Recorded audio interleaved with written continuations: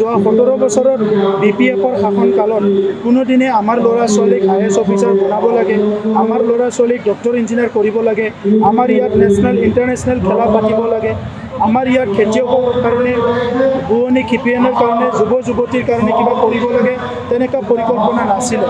আজি সেই পৰিকল্পনাবিলাক আমি কৰিছোঁ। ইয়াত আগতে মদ ভাং জুৱা ভাবুকি দাবী ধমকি অগণতান্ত্ৰিক কিছুমান কাৰ্যকলাপ হৈ আছিলে আৰু আজি বড়োলেণ্ডত সুন্দৰ এটা পৰিৱেশ আহিছে। গতিকে অসমত আগন্তুক লোকসভা নিৰ্বাচনত আমাৰ ডক্টৰ হিমন্ত বিশ্ব শৰ্মা ডাঙৰীয়াৰ নেতৃত্বত যি এটা ৰাজনৈতিক পৰিৱেশ চলি আছে, ইয়াত অসমত কোনো চিন্তা কৰিব লগা আছে বুলি মই নাভাবোঁ।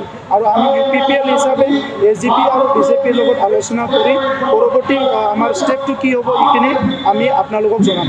আজি জনসভাই প্ৰমাণ কৰে নেকি যে আগন্তুক 2024 চনত UPPL বা BJP মিত্ৰজোঁটৰ কোনো বিকল্প হ'ব নোৱাৰে? চাওক, অকল আজিৰ নহয়, আপোনালোকে কেইদিনমান আগতে কোকৰাঝাৰত দেখিছে, ইয়াৰ আগত ওদালগুৰিত দেখিছে। আজি ৰাইজে স্বতঃস্ফূৰ্ত ওলাই আহিছে।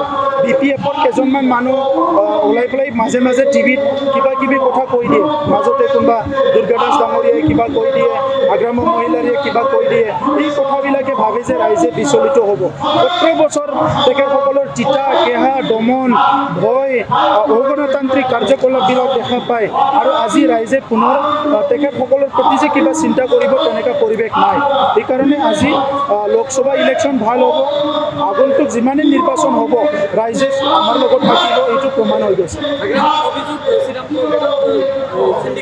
এইটোতো পুৰণা হৈ গ'ল।